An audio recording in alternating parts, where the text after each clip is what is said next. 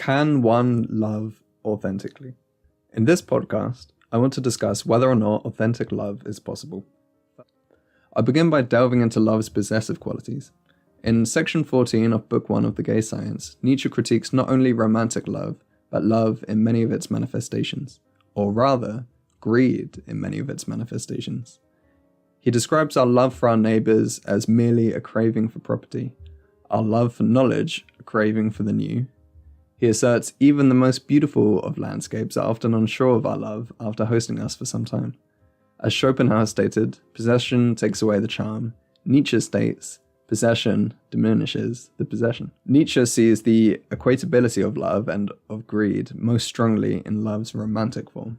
In beautiful language, he compares the lover to a dragon guarding its hoard of gold. And further, he states the lover's aim is to be akin to the most selfish and inconsiderate of all conquerors, with their goal, the impoverishment and deprivation of the competition.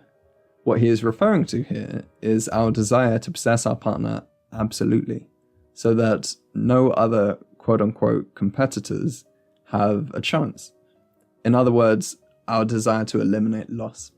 This is where Sartre has a good point to make, which is that our desire to eliminate loss is fundamentally futile. To elaborate, Sartre sees the psychology of the lover as paradoxical. The lover's desire is to possess their partner absolutely so as not to lose them, but their partner cannot love authentically if they are possessed. This premise comes from Sartre's belief that humans are fundamentally and radically free, that freedom is our defining characteristic. In fact, it is our only characteristic, as we lack any other kind of nature, or essence. I'll go into more detail on this idea of freedom later, but for now we will deconstruct a little more its effect on romantic love. So, according to Sartre, someone's love is inauthentic if not given freely because their love is founded on a false premise. The false premise being that we can be possessed, that our freedom can be taken. So if one possesses one's lover, their love is no longer authentic, and so in possessing them, one has lost their love. However, if one gives them the freedom to love authentically, one risks losing them entirely, as they may take their love elsewhere. So it seems to be a lose-lose situation. Is there a way out? Let's consider whether or not Stockholm Syndrome could serve as a valid counterexample of love being given unfreely. Stockholm Syndrome gets its name from an event that occurred in Sweden, where a bunch of people were taken hostage during a bank robbery. Interestingly though, despite the hostages' freedom being denied by the bank robbers, upon their eventual release, the hostages defended their captors in court and would not agree to testify against them. Further, this condition has been seen in a range of situations, of which are generally characterized by large power imbalances, including child abuse, coach-athlete abuse, abusive romantic relationships, etc. So, does this phenomenon showcase a form of authentic love, despite the lover's freedom being infringed? Well, I concluded it does not. In the bank robbery, for example, the goal of the robbers was not to possess their captor's love, but instead money. And in abusive relationships, again, it is not their love, it's more like something akin to control. It isn't so much an example of someone seeking to possess love and then succeeding. The love here seems more akin to be like a side effect. So in my mind, Sartre is still correct in saying love cannot be authentic unless freely bestowed. So this is a good place to go a bit more in depth into Sartre's position on human relations. Just to reiterate what we've already established, Sartre believes traditional relationships are in bad faith because they attempt to escape the radical freedom of the human condition. He believes that people should be authentic with themselves and with their partners, and that they should engage in relationships that allow all participants the absolute freedom that is innate within them. Innate, because, as Sartre believes, the only thing we are not free to be is unfree. So this then shines way to Sartre's and Simone De Beauvoir's solution: polyamory. Sartre and Simone were famously in a polyamorous relationship. He once wrote to Simone, "I love you while paying attention to external things I love you with the windows open. This was in reference to their joint belief that a polyamorous relationship is more authentic than a monogamous one, as it does not infringe upon the freedom of the participants to embrace their desire for encounters with other people. Sartre argues that since existence precedes essence, and hence all values are a result of freedom, it is impossible to claim that one person's freedom is more valuable than another's. Therefore, Sartre believes that individuals should be free to make their own choices, including in matters of relationships and love. In short, Sartre and Simone believe polyamory is more in line with our true nature, or lack thereof. In my opinion, this is a very effective argument.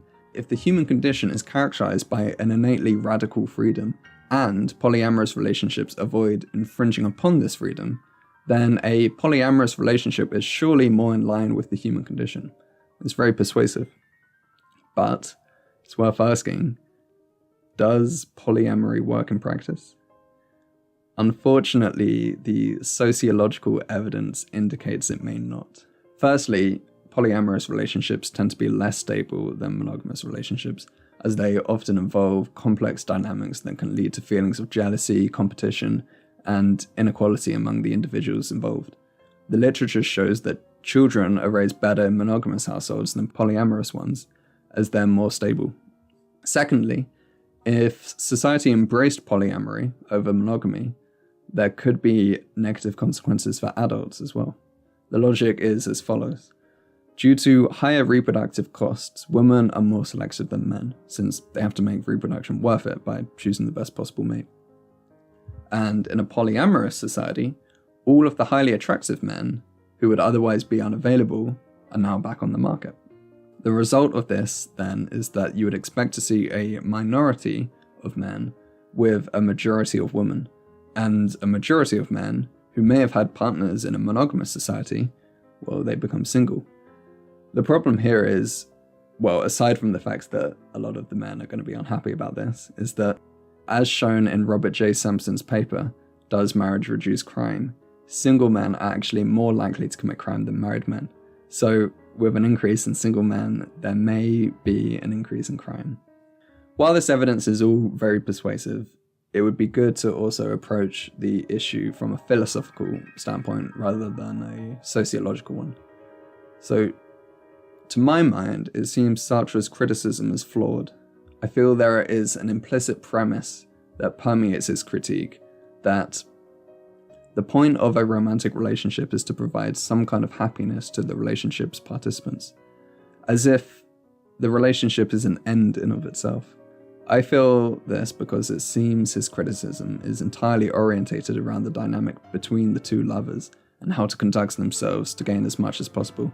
There's no orientation towards anything higher. I think this flaw comes from Sartre's beliefs that human existence precedes essence and we are thus radically free. And so the priority when structuring an authentic relationship has to be to make sure it promotes freedom. But existence does not precede essence. Humans have a nature that was crafted by evolution. We evolved to experience romantic love so that we would have a strong incentive to reproduce. We evolved to value long-term relationships so that we could make sure our children were fully raised. Therefore, the purpose of romance isn't to serve the individual happiness of those who are participating. It is to serve the collective human race.